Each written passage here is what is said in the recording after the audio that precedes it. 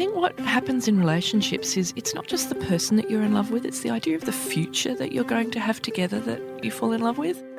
From Mamma Mia, I'm Mia Friedman, and you're listening to No Filter, a podcast where I have candid conversations with people who have a story to tell. When Stephanie Wood decided to meet up for a coffee with a bloke she'd met on an online dating site, she had no idea that it would change the course of her life, and not in a good way. Stephanie is an award-winning journalist and author.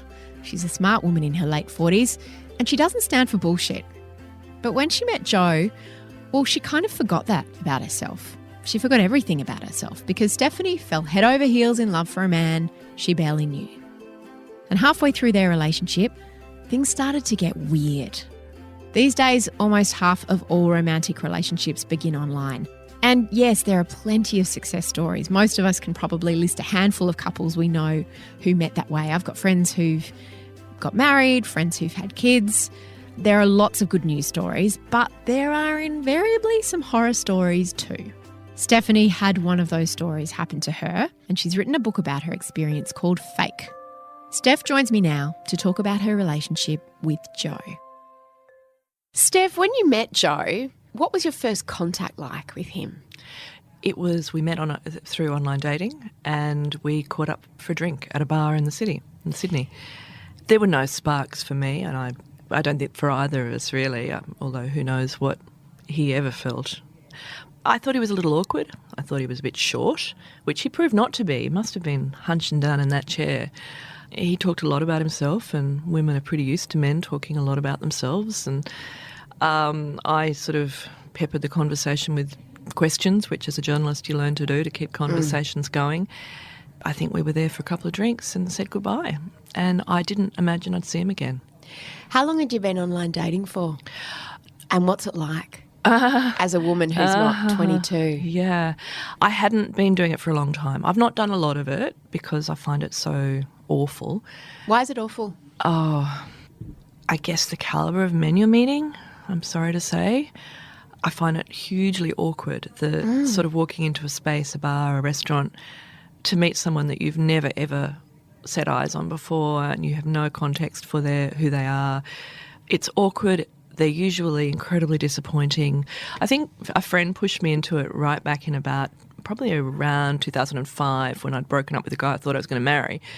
I think maybe it was just starting around then. So you were in your 30s then? Late 30s. Mm-hmm. Yeah, late 30s. If you're a woman in your late 30s, what kind of men are on the apps? Well, of course, it's widely variable. I was looking for intelligent guys, which, is that okay? Yeah. I suppose I wanted someone who seemed to have a bit of wit about them and a bit of humour. I've never sort of had a physical checklist at all. If I were to be honest, I don't want someone who's short. But apart from that, I'm fairly open to, physical imperfection. How did you decide who to swipe left on and who to swipe right on? Well, in those days it was a bit different. The Tinder didn't exist, and I've only ever used Tinder once in my life.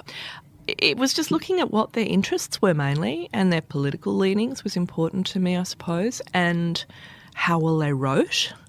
Tell me about that, because I imagine as you look at more and more profiles, you learn some red flags and some green flags. I wouldn't know about red and green flags. It's more about what you like and what you don't like. I kind of more mean that. Like, what would make you go, oh, yeah, I might someone think about him. who speaks writes intelligently and well without spelling mistakes. High bar for a journalist. Well, it is a high bar, but is that such a high bar for someone? I don't know. Isn't that for a moderately intelligent person, isn't that half-decent writing skills? Like, I don't know, maybe I am too fussy about that. Don't doubt yourself. But you like what you like. And you like what you like. So that was always important. And I guess I was looking for compassion, someone who was thoughtful and compassionate and sincere. Women in their late 30s are notorious for scaring men because of the whole biological clock situation. Of course. Did you find that was kind of a subtext in all the... No, and this is incredibly weird, I imagine, for women who are in their late 30s now to hear who are still looking. And I wrote an article for Good Weekend about this probably in 2016, I think it was, about not having had children. There was so little said back then about women's fertility. It really was. And I've gone back through the archives of newspaper archives to see how much was written about women's fertility and declining fertility, and very little was written. I think I was probably a little, I wanted to have kids, but I was a little I don't think I ever had a surging biological clock, which I know a lot of women do. I was concerned. I did want to have them, but I thought I could still have them in my 40s. And as I said, there was just not a lot written about it. So you weren't necessarily looking for the father of your children? No, I don't Which think could put a lot of pressure on things. Although the guy that I broke up with, who I had thought I might be with, he had some medical issues that could have affected his fertility, and we certainly did talk to doctors about what our chances might be. So it was obviously on my mind, but not in a panicked way. And I certainly would never have raised it. I don't think that was ever my thought. I don't think I ever went to any of these dates. And there would have only been, back then, about 4 or 5, 6 dates. And I don't think it was on my mind. I think on my mind was, is this guy nice? Is this guy decent? Is he someone I could spend time with? There was one really nice guy, but I don't think he was very much into me, which is okay. A devastating blow at the time, but, you move on from these things. Like, there was one that I think probably ended that period of online dating for me. We met for coffee one afternoon. He wanted to tell me, he wasn't a particularly good-looking man, and that was fine, but he wanted to tell me about his recent holiday to India, where he'd visited a tantric sex ashram, but had to have STD tests on the way in. Oh. And I just sat there with my coffee in front of me going, in my head, are you serious? You really, really want to tell me about this on our first date? Well, at least you'd had the STD test. That's for sure. We never got to check that out, really. But the funniest thing about it was that he recommended it. I don't dabble in the share market, but at the end of that encounter, he said, "Oh, I've got this great share tip for you."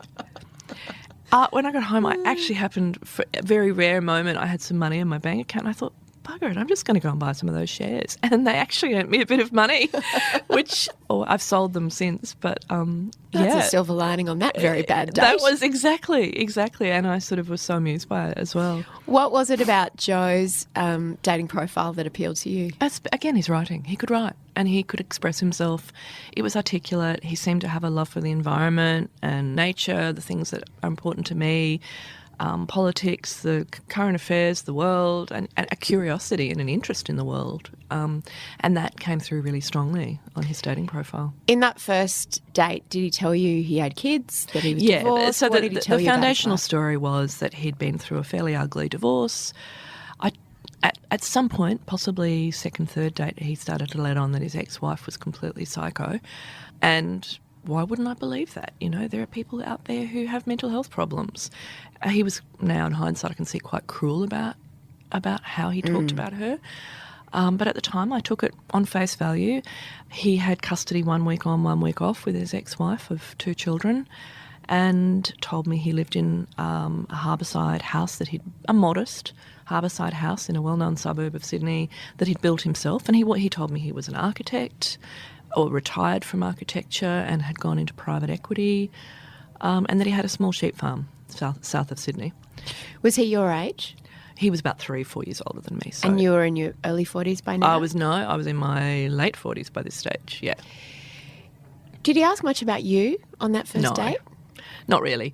Eventually, and I was getting a bit frustrated by that, because to me that's a bit of a sign that someone's not particularly interested or has very inefficient communication skills.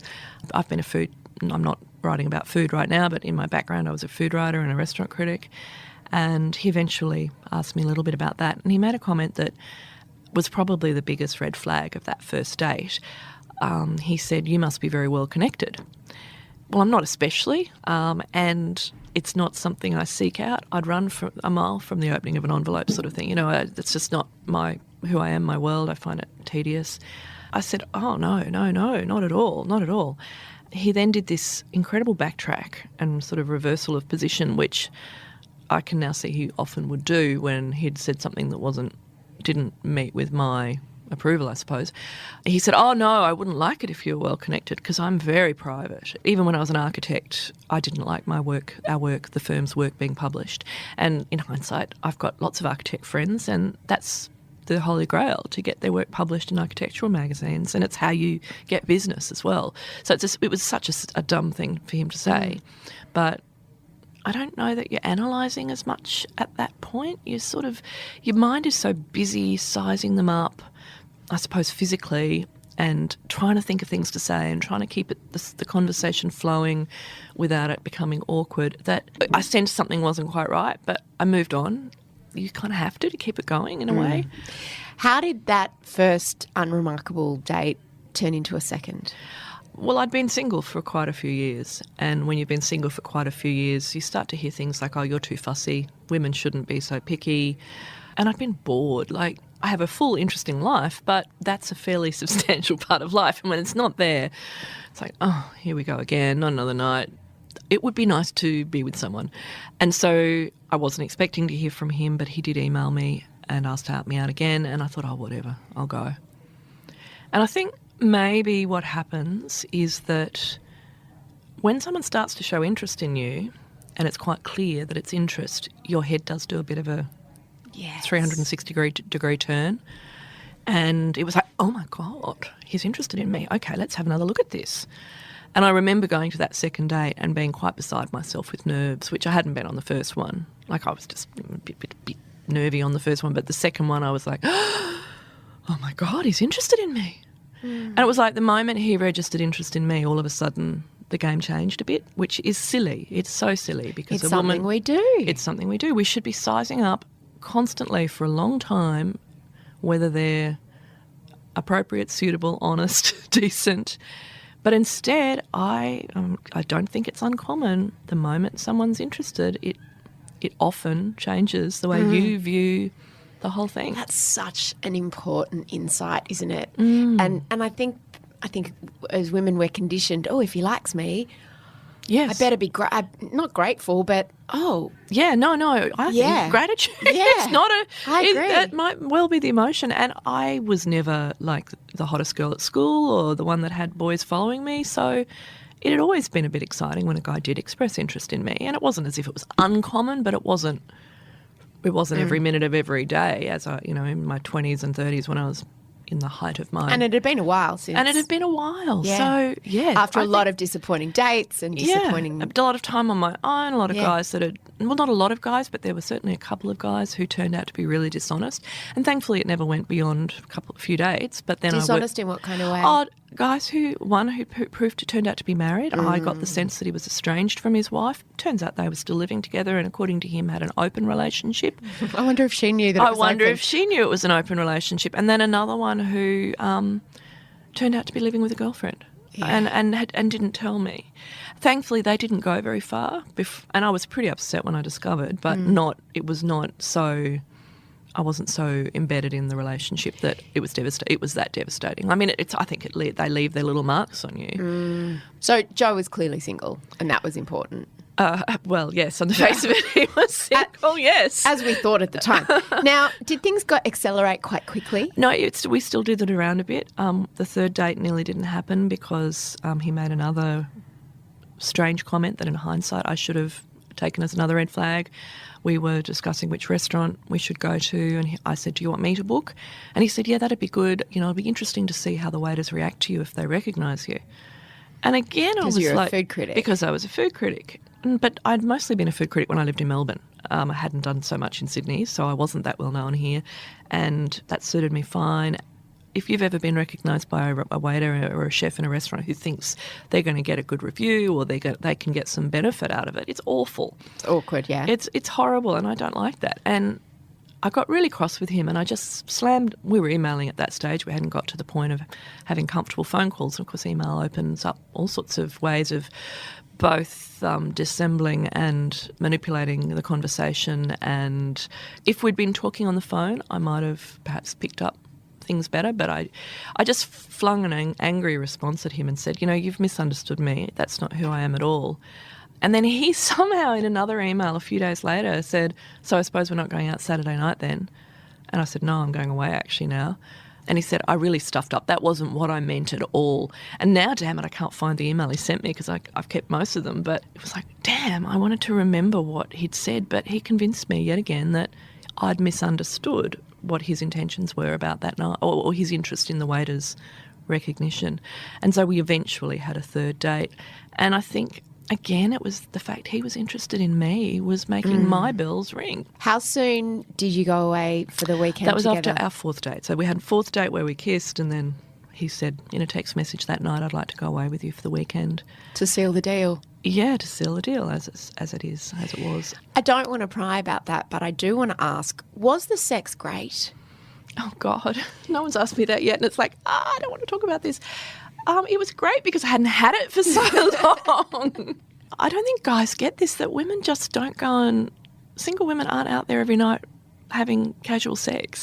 Certainly not the ones I know. He was warm and loving. In hindsight, very selfish. I won't say more than that. But at the time, I was loving it. And I ask that not just because I'm voyeuristic and strange, but because when the sex is good in a relationship, or there hasn't been sex for a while, that can be confusing as well for a woman. Yeah, I've experienced where that can change my brain chemistry and think, oh, I really like you. And it's like, no, that was just good sex. It's not, doesn't mean you're a good person or it doesn't mean that it was is good love. enough that I think it was completely turning my head and altering my chemistry. And in fact, as I write in Fake, our brain chemistry when we're in love completely changes.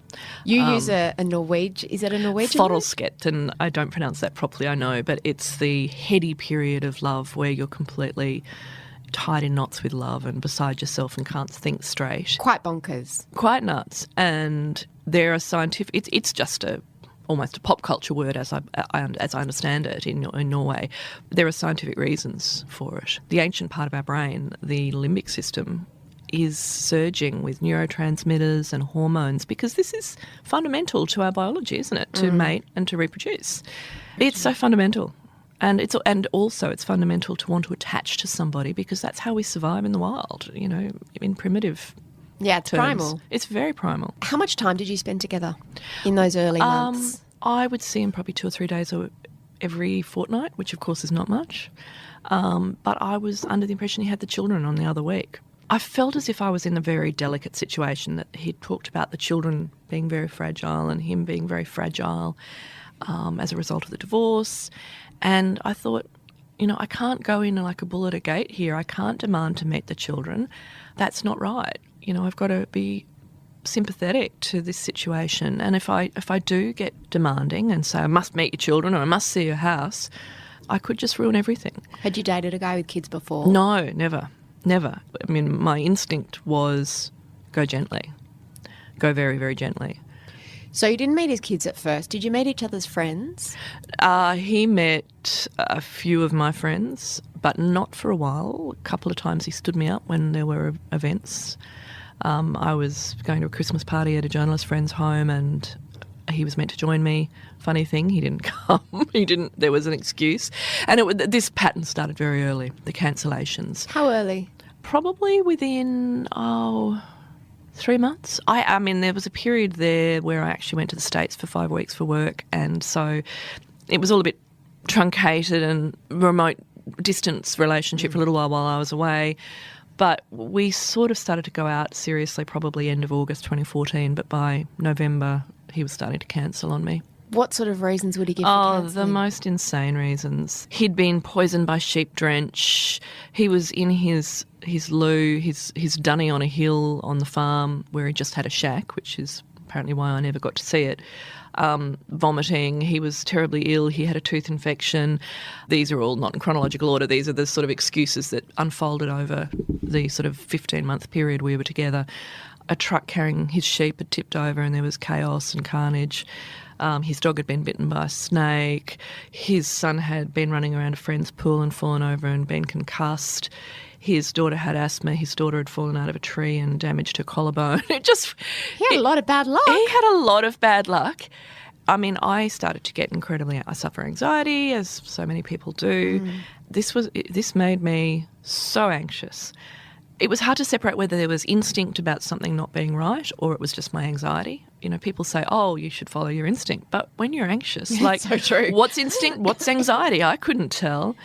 I was so keen to try and make it work. At some point in the relationship, maybe 6 months in, he'd said he'd sold the little farm with the shack and he was now looking to invest in a much, much larger property, and he started to talk about this specific property. I think what happens in relationships is it's not just the person that you're in love with, it's the idea of the future that you're going to have together that you fall in love with. A love affair is about not just the person that you're in love with, but about the future that you've fallen in love with, or the idea of this future you might have together. And so he was looking at investing in this big property. It was such a spread, such a pile, that it was on Sotheby's real estate website. So it existed, this it totally, Happy Valley absolutely place that you talked about buying. existed. I mean, the detail that he talked about, the sale, the negotiations, the neighbours, the people he was vying with to get it. He talked about constantly going down there and having meetings with the owner to discuss what would be included in the sale and what wouldn't. There were council problems and there were water rights. I mean, the detail was immense, and eventually he took me to see it.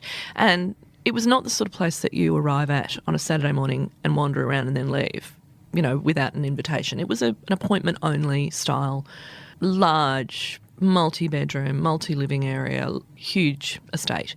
And we went there and met the owners and we walked around, and the wife took me on this tour and said, I do hope he gets it. I do hope Joe gets it.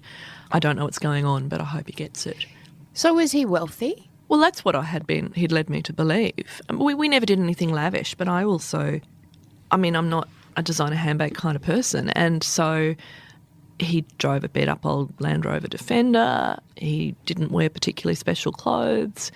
And I just took that to be someone who had money but was understated and didn't care about the trappings of wealth, which I really liked that approach. He'd pay for meals, and with my restaurant habit, we went out for dinner quite often, and sometimes I'd pay, but I think probably he paid more than I did. He'd tip taxi drivers. We'd go out for breakfast. He took me away 3 times to country cottages. Again, nothing lavish, but he paid. I'd say he spent at least $3,000, $4,000, $5,000 through the course of the relationship on me. Did he ever ask you for money? Never.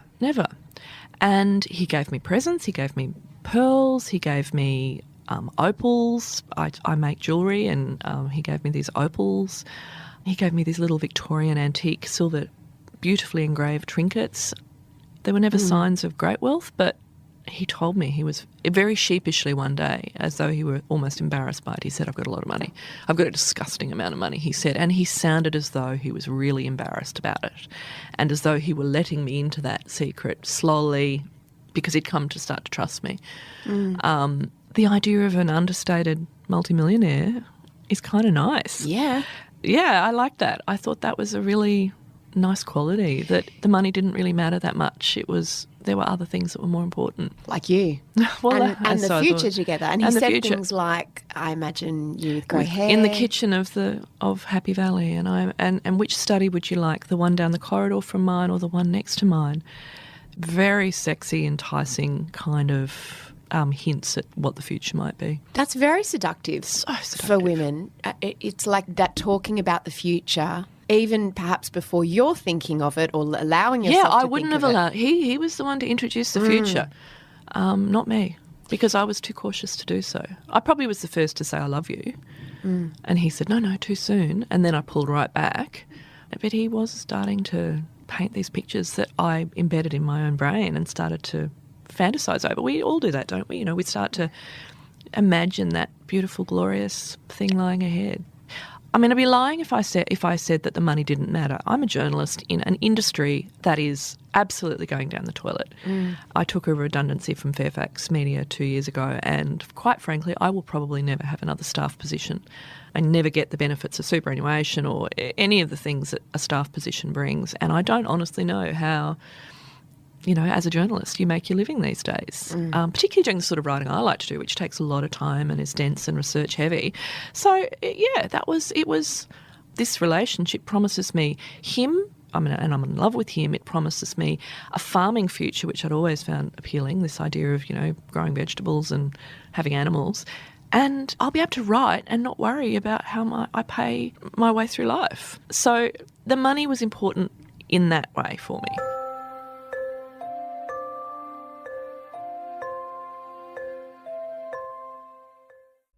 Tell me about him meeting your family. He stood me up for the first time. He was meant to come for a family barbecue at my place and just didn't show up. and it was my mother and my brother and his family, so it was What fairly do you mean small. he didn't show up? I know, Like, how and I mortifying should must that have been well, for you? I'm so close to my family that I didn't feel embarrassed. I mean, we're close. I didn't feel embarrassed, but I went into a complete state of anxiety and just balled up on the couch. What reason did he give? He didn't. I couldn't get him. I couldn't find him. It was just before Christmas 2014, and I should have left him then. I should have said, no one treats me like that. But I didn't have enough self-esteem. I didn't have the resources to do that. I felt so immersed and entrenched in the relationship by that stage, and in love. And the next day I rang him or texted him, and he said, oh, his daughter had asthma. And, oh yeah, that was a really bad thing to do, I'm sorry. And I sort of, over Christmas, I went to Queensland to my mum's. I started to prepare myself for the relationship being over. I actually did a really good job of it. I stopped thinking about him. I stopped, clutching my phone, looking for messages. But he kept texting me. He drew you back in. He drew me back in. And so when I got back, and then he arrives at my place with a string of pearls, and... all's forgiven. Yeah, all's forgiven, stupidly, in hindsight. But what about meeting his kids? that happened maybe 6-7 months after I'd first met him, and it felt like a huge milestone in the relationship. I mean, I think, if he's willing to introduce... He talked about breaking the bubble. I want to break the bubble between my life and your life. I want you to meet my kids. And I just felt like soaring. I was jubilant. And I met them one night at a Thai restaurant. It was excruciating. They were very quiet and shy. God knows how many other women he'd introduced them to and they had to go through this ordeal with. I was nervous trying to make conversation with just becoming a teenage girl and her younger brother, and it was very difficult. At one stage, I was blundering around with the conversation, and I think I said to the girl, is it hard to remember to pack all the things that you need when you move between mum and dad's place? Terrible question, awful question. What was I thinking? But I think that's a totally reasonable question. I felt like it was blundering around. But not at all. He very quickly wrapped up the night after that. My suspicion now is that he felt that we were getting into dangerous territory where, as I discovered much later, the kids had spent very little time with him. Here's the spoiler alert. He didn't live in the house on the harbour. His ex-wife did still. Well, I was going to ask you, did you ever go to his house? No, I didn't ever go to his house. And that was eventually what made me leave the relationship, because he cancelled 2 nights in a row on me when I was meant to be going to the house, and I thought, I can't do this anymore. I was in such a mess by that stage. The excuses for not going to the house they kept evolving. So initially it was, for the first, say, 5 months, I didn't even ask because I thought too soon. And I was one... So you spent time at your house? Well, yeah, we spent time in my apartment. I think my biggest fears were he may not be that into me. Maybe there's another woman. The scale of what I discovered about him afterwards, I could never have imagined. I didn't know that these people really existed. You're an investigative journalist. The first thing I would have thought you would have done is Google him. Well, I did. I did Google him, and I found that certain planks of his story were very true. He was the grandson of a very well-known Sydney businessman who'd started a major Australian company, and there's no question about that as a fact. He had lived in this... I saw his driver's licence with the address of this house, this harbourside address. I saw it.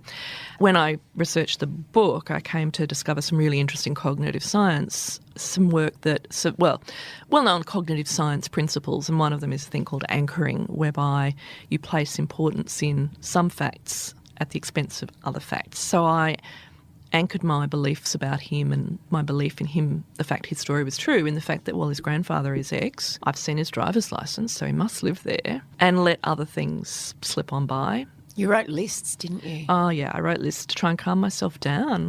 What would you write down? I was trying to still my anxiety, and I thought maybe if I could rationally put things down in writing, I'd calm myself down.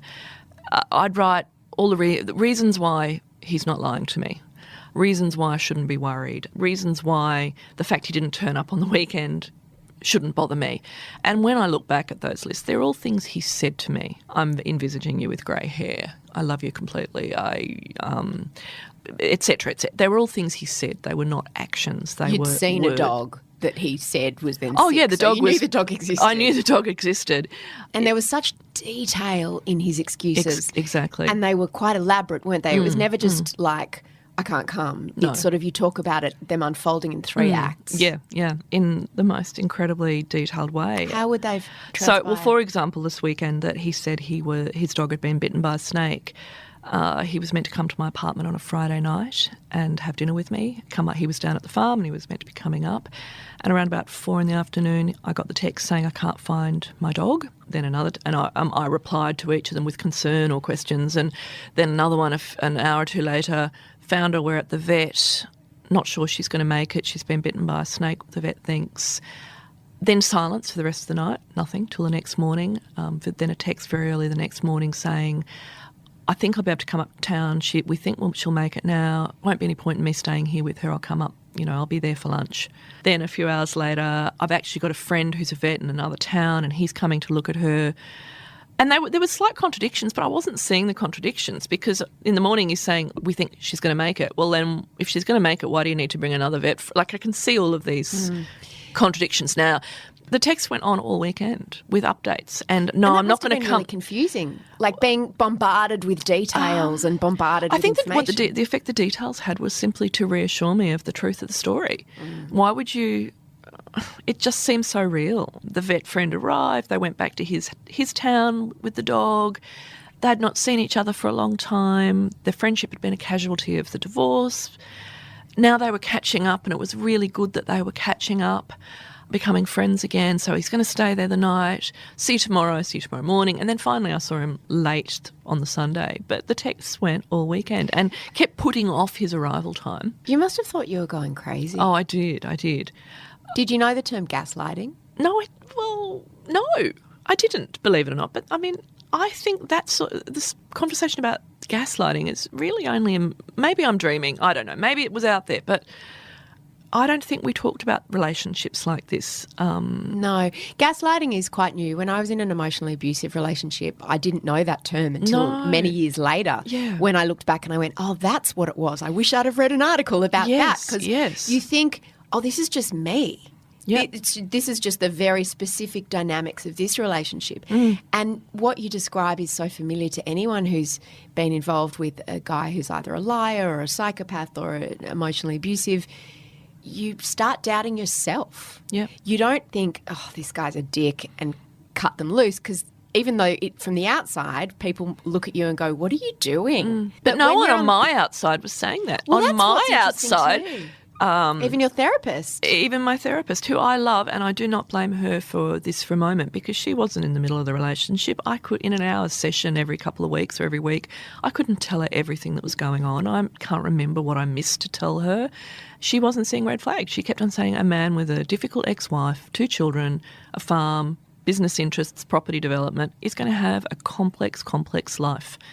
And it's so different from your life. I'm not seeing red flags. Steph, did you find yourself protecting his image from other people by not telling people everything about how many times he'd cancel or...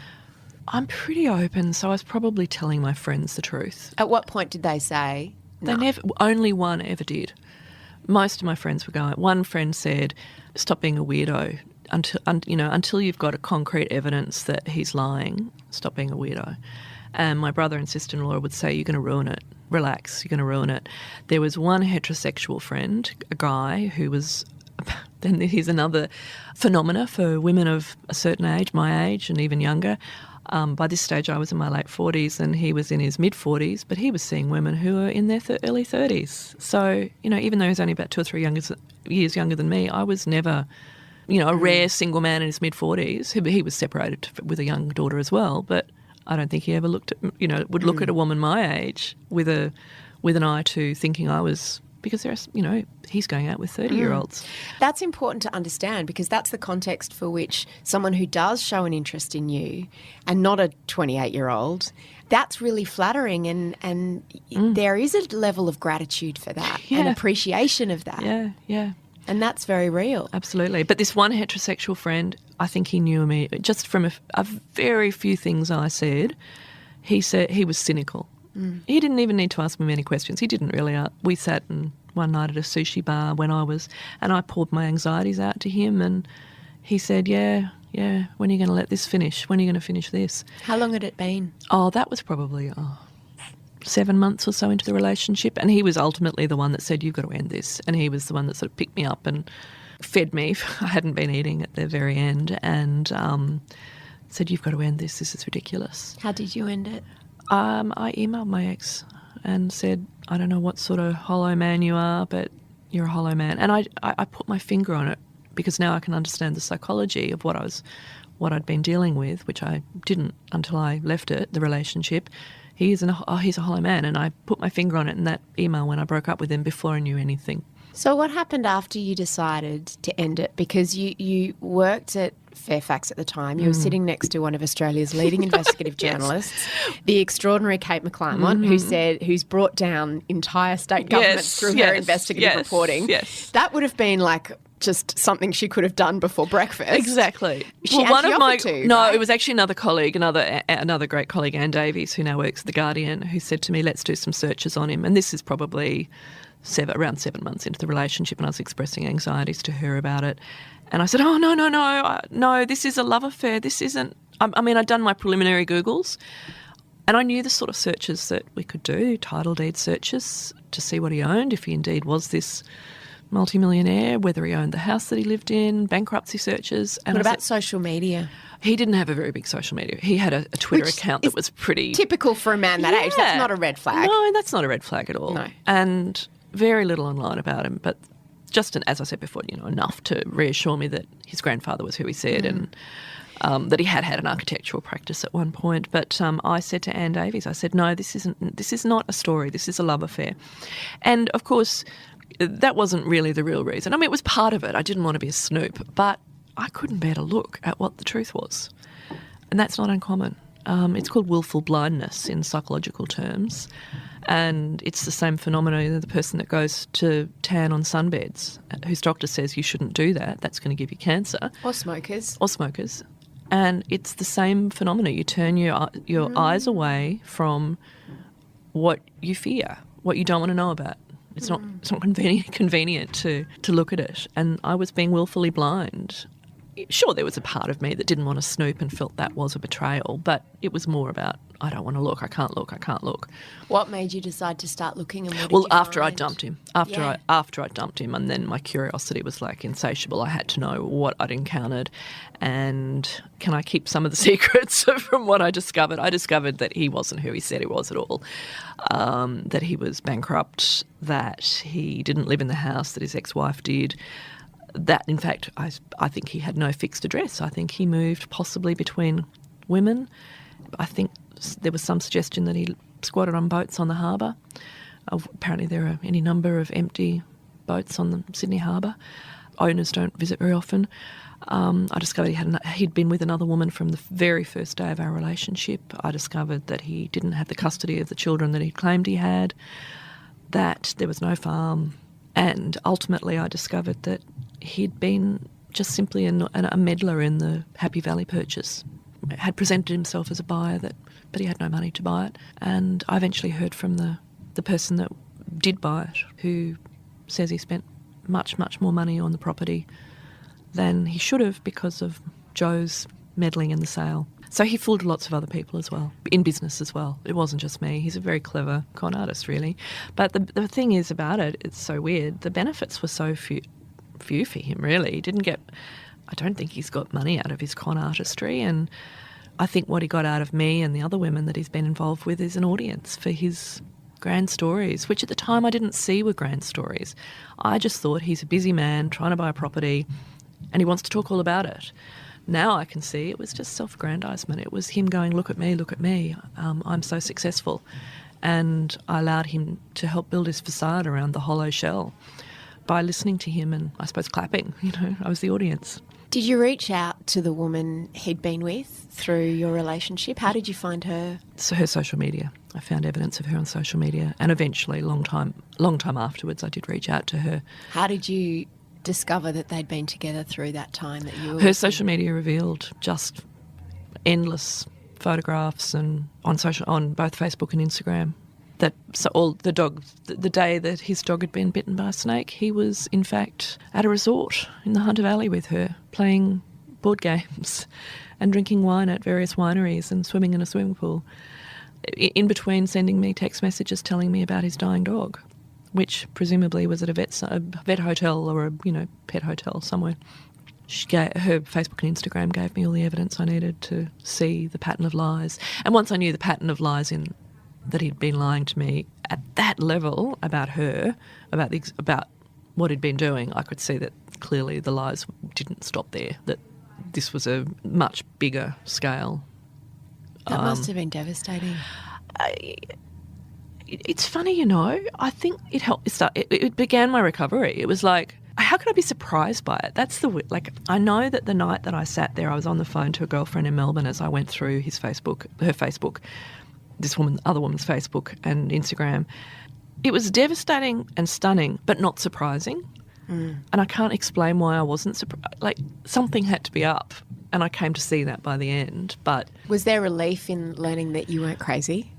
The relief came mostly not so long after that, when I started to Google the words pathological liar and boyfriend. And once I'd done that, this whole world opened up to me. And it was pop psychology rather than medical psychiatry. But it revealed so much to me about who he was and why he was the way he was, and the existence of these sorts of people out there. Narcissistic, people with personality disorders, most likely. And the internet, if you've ever once you've started to Google, it's like a rabbit hole. There's so much out there too. So many people telling their stories about these people. There are so many of them out there. It's terrifying. And after my original Good Weekend article, I got so many emails from people saying, that happened to me, similar story. And they're just gobsmacking, like women who've tried to commit suicide after these relationships have ended, and losing every skerrick of money that they've ever earned, and that the husband somehow, or the ex-boyfriend or partner, taking everything, turning children against them. And I should also add, women are capable of this behaviour too. It's not just men. I've certainly heard from many more women than men, which is probably a symptom of the fact that women tell their stories more readily than men do. But I've heard from men too. And one woman who I interviewed for my book, who had a bad relationship, she's an American woman, lives in Florida. She had a bad relationship with, funnily enough, an Australian sports person who'd gone to Florida to play in his sport. She now has a sort of a counselling, life coaching kind of service that she promotes through Instagram mainly. She says that she gets 50% men contacting her about bad women in their lives. That's the only stat I can really offer, because this is not researched, and I don't know how you would ever actually research it, because I've also got to be aware that a proportion of the people who contacted me after the original article and also after the book in the last couple of weeks, I've got dozens more, I think you've got to be aware that some of them might just be aggrieved. They might have blown out of proportion what their claims about their ex are. They're pissed off, they're unhappy, they've broken up. So I think you've got to set aside a few of those and go... That's a fair point. You can't take everyone as fact. And I don't know how you'd ever research the truth without going into these relationships in such detail. How do you ever prove the truth of them? People feel so stupid. Yep. And if they tell one lie and that doesn't work, they move on to the next lie. Yeah. And they weave the most incredibly intricate stories, and they tell one lie after another, and you can see there are contradictions, but...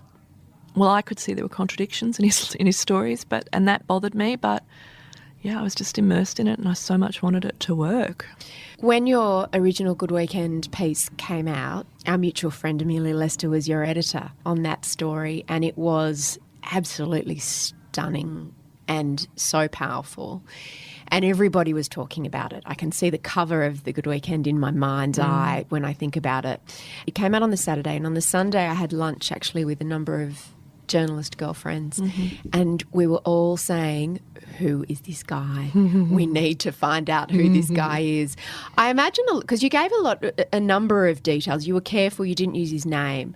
But did people recognise him and contact you? Family members, some of his family did. What did they say? They made comments about the fact it wasn't the first time they'd heard these stories. Did they feel bad? Yeah, they did. I suppose reaching out to you, they weren't defending him, put it that way. They weren't defending him. What about Joe himself?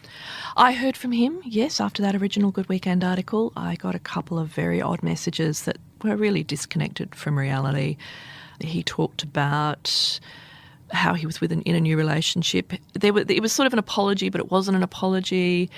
It's very difficult to describe just how weird the emails are. They're literate, the punctuation and grammar is right, but there's a non-sequential nature to them, a sort of a discombobulating kind of effect to them.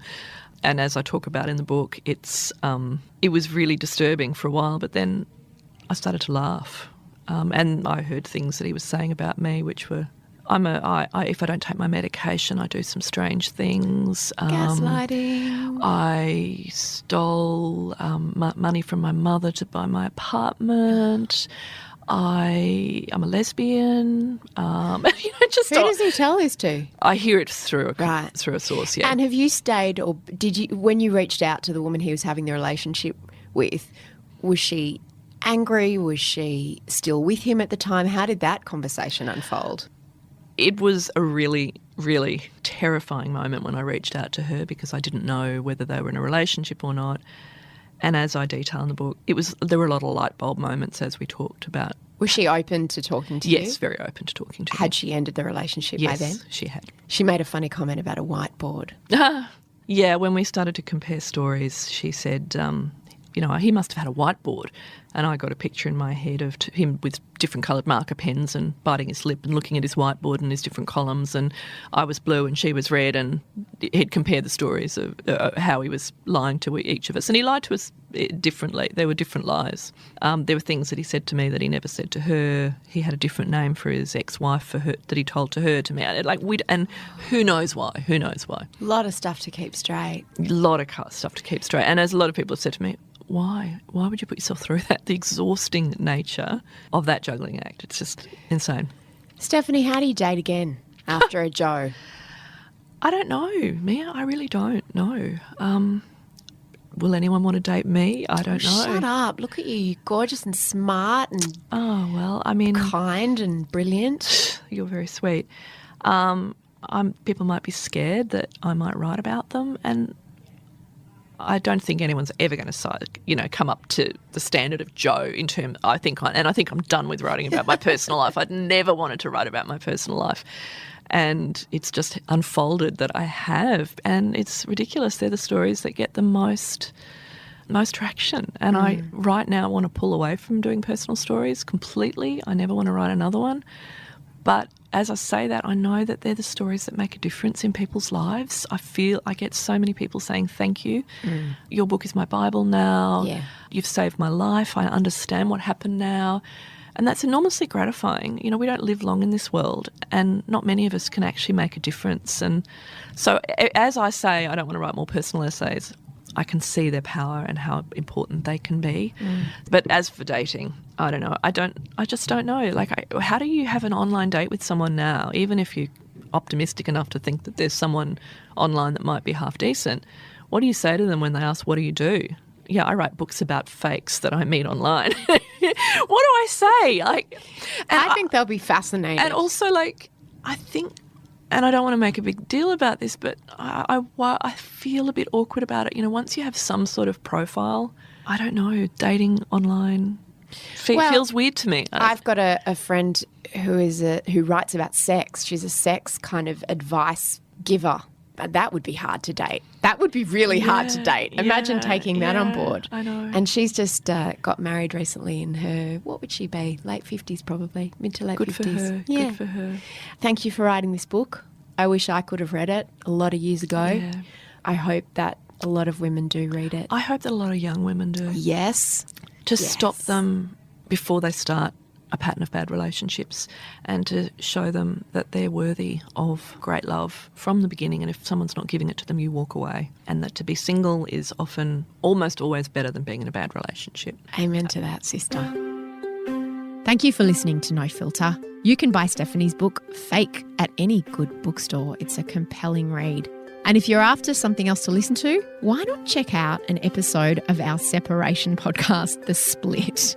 It's hosted by Mandy Nolan, and it is the perfect thing to listen to if you need to get your ducks in a row when it comes to relationships.